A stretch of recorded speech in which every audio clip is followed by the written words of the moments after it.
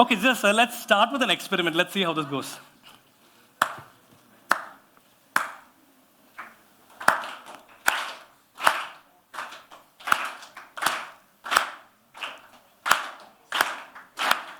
Okay, pause.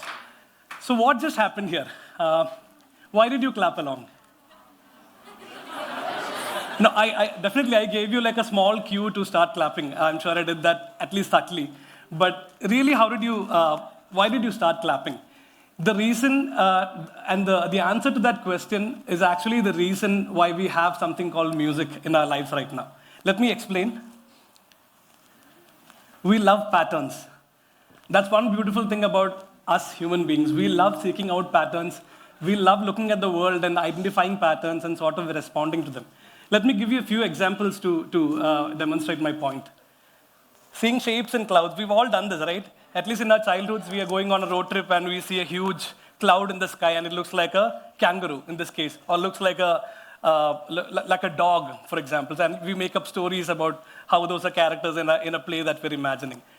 And we see faces in random objects and we sort of give emotional attributes to them. This is a manhole, right? This is a manhole. And it really is not a human face, but we see a human emotion in it, right? We see an emotion. We can see it's trying to tell us something. Or like you just did, you just clap along to someone who's standing on stage just because it feels good.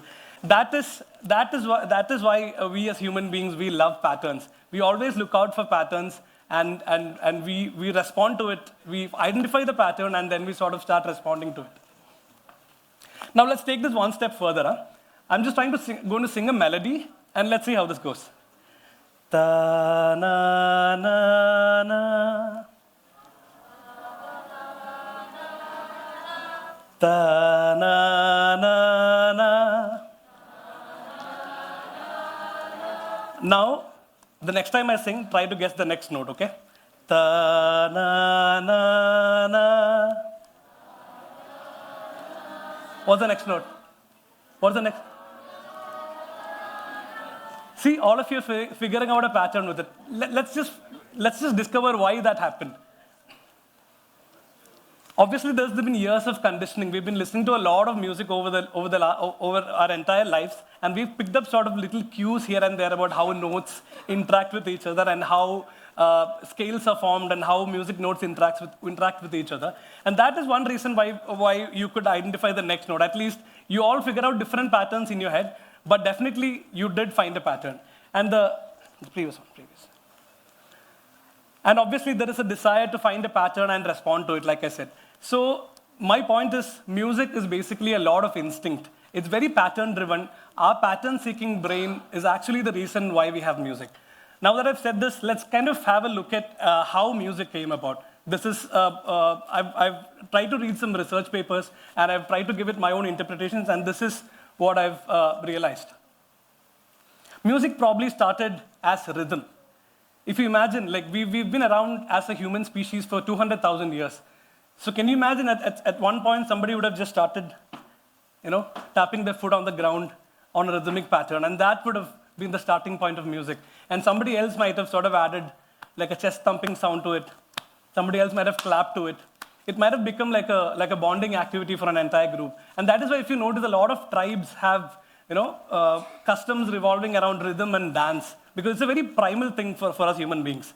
A rhythm is the most basic definition of a pattern because it just keeps going. It gives you a pulse. A rhythm is the starting point of music. And then we would have come up with like a melody.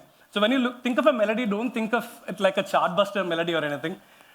Probably the first example of a melody would be like a rhythm going on and somebody just singing one single note. Automatically you're feeling that is music, right? Just a simple rhythm and just one single note, that itself is a definition of music. And then over time, we would have probably discovered, we as in I'm talking about the human species, of course, we would have discovered combinations of notes that are pleasant and unpleasant. Some combinations would have sounded pleasant to us, some might have sounded unpleasant to us. Over time, we discovered what works and what doesn't, what we like and what we don't like. So to give you an example, I'm just going to play a small audio sample. Play the audio track one.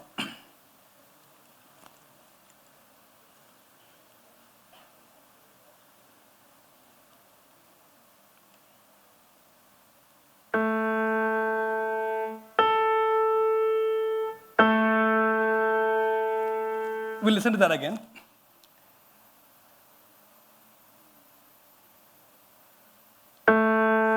First note, second note, and then those two notes are played together.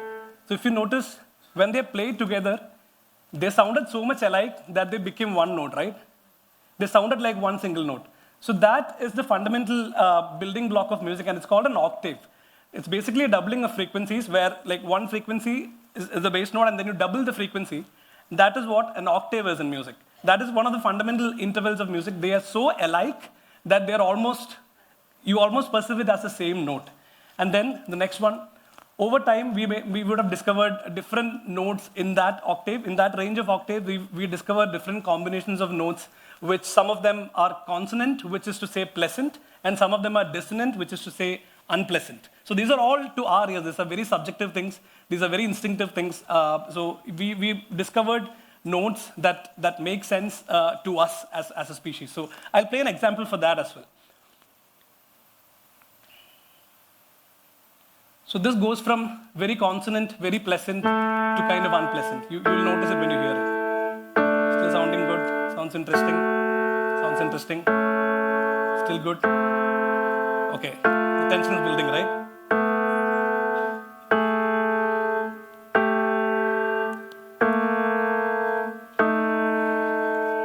Do you notice?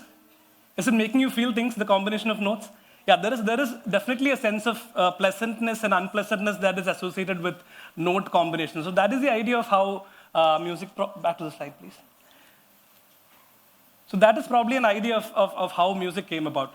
Let's go for a one step further and let me give you a bonus example. This is something I just did on just today. I decided to do this bonus example. No, go back and play the next audio, please.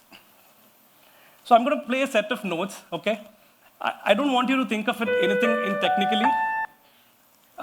Just think of what the image that comes to your mind after you hear this set of notes. Third audio, right?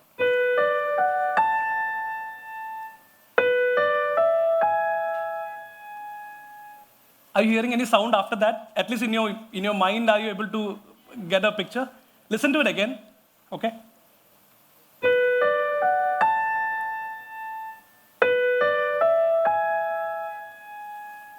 Just have a picture in mind. Don't think of it technically, and see if what I'm going to play next matched what you heard. Play the fourth audio. Play the fourth audio.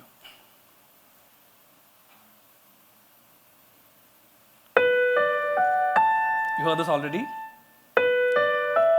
Heard that as well? Did it match what you heard in your head? That means you understood one of the very theory-rich concepts in music, which is called a chord progression. What I played is a 2-5-1 chord progression. You instinctively understood it. This is the beauty of music. The theory is not the guiding force, actually. It is your instinct that is your guiding force. The theory is just made to understand it. So I'll just play one more example. In the previous example, I just played the note separately. Now I'm going to play it as a stack of notes. Play the audio number 5.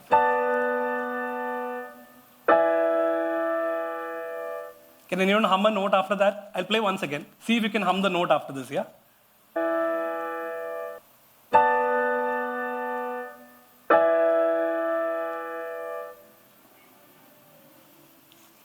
Let's hear it. Let's hear the actual chord progression. 6.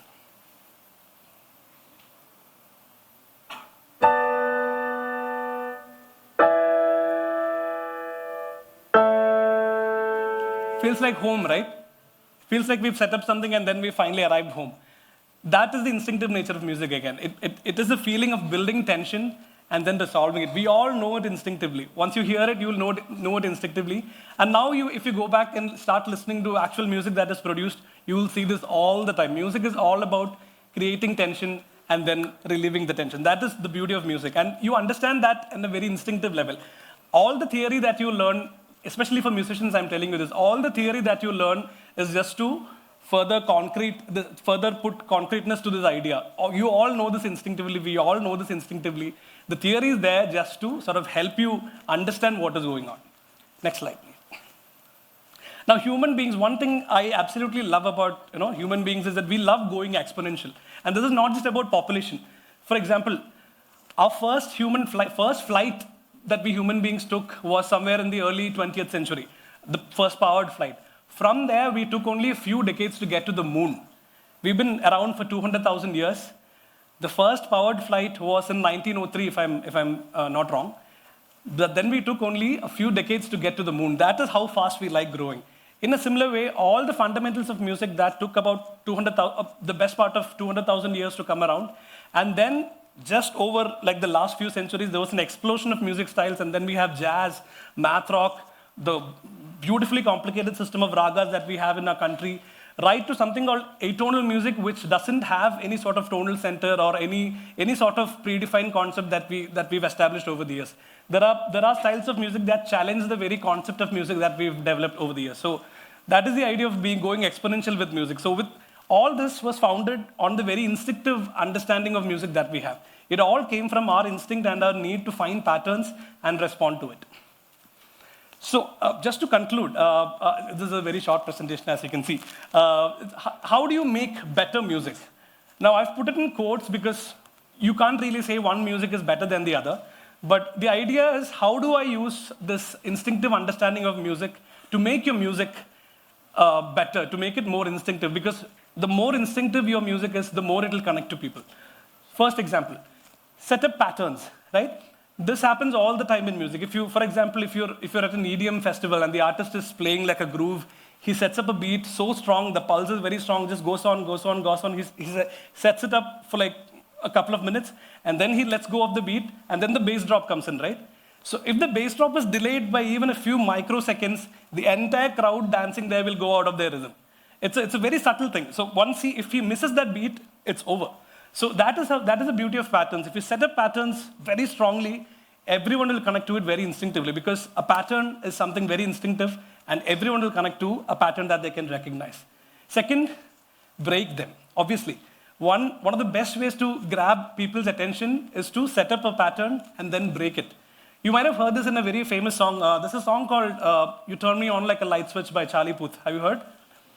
In that song, in the chorus, the tempo actually drops. He sets up a certain tempo, and then when he says, you turn me on like a light switch, the tempo actually drops for a bit. It instantly grabs your attention. The next time you listen to it, please take notice. He sets up a pattern, and then he breaks it. So if you know how to set up a pattern, you can also instinctively know how to break a pattern. These are very important tricks that we use in music all the time. Having just wrapped up the score of a movie called Pookalam that I'm doing right now, I can tell you these two are things that we use all the time. We set up a pattern, and then we break it. Whenever we want to, we set up a certain score, and then we build it up. And then when you want to really underline a section of or a reaction of a character, you just go silent. Because of the pattern that you've set up, and because of the silence, the audience attention will be on that particular scene. So that is the beauty of setting up patterns and then breaking them. Next point. Understand the point of music theory. Now, I've been confused about this. Since I understand that music is instinctive in a way, I was always wondering, do I actually need music theory? Like, what is the point of music theory if music is instinctive? But the answer I found is, there is a difference between practicing music and performing music. Practicing music is when you need music theory. That's when you need all the information that you get, all the tools that you get, so that you can collect your toolbox and then put it away while you perform. Making music is a performance. Getting on stage and singing is a performance. You don't think about the theory when you're performing music. You use theory only when you practice, which is where you're building that tool set. Then you put it on your backpack, and then you go on and just let go of everything. Be instinctive, be aware, be in the moment, and then you let your heart out. That's when the best music happens. The toolbox is there, the theory is there just to help you when there's a problem. This is something that Victor Wooten, a very famous bassist, said. The theory is there to help when you have a problem. Otherwise, music is all about performing and being instinctive. Play music. This is something that I saw in an interview with Hans Zimmer, one of my favorite composers ever. He said the operative word for music is play. Right? You're not composing music, you're not performing music, you're playing music. Once you look at music with that adjective, the word play, everything becomes that much more interesting. There is so much more childlike quality to playing with music, right? There's so much more childlike quality to it. And there's a lot of instinctive approach to it as well. No child picks up their toy and looks at it in a theoretical way. They're playing with it. So same way with music and whatever art you're pursuing, make it so that you're playing with it. Next one. Dance along. This is something that I've very recently discovered, but it's been helping me so much. Whenever I have a bad day, I'll go into my room, lock myself, and then play music that I used to love in my childhood and just dance along to it. Because there is something very primitive about moving your body to a fixed rhythm. Like I started the presentation with patterns, rhythms. Those are the fundamental building blocks of music. And once you start moving your body to it, magic starts to happen. Trust me. It's very rare that you will have a bad day if you start it off with dancing to music. Try it and you will know. Next one, collaborate. There is nothing better than collaborating with other people to let go of the inhibition and to let go of that over-analytical mind of yours. If you collaborate, your best instinctive version comes out, and their best instinctive version comes out, and you end up making good music. The best thing about making any art is collaboration, and I feel that is the best way to see art in an instinctive way. And that's about it. May the music be with you, and thank you so much. Thank you. Thanks a lot.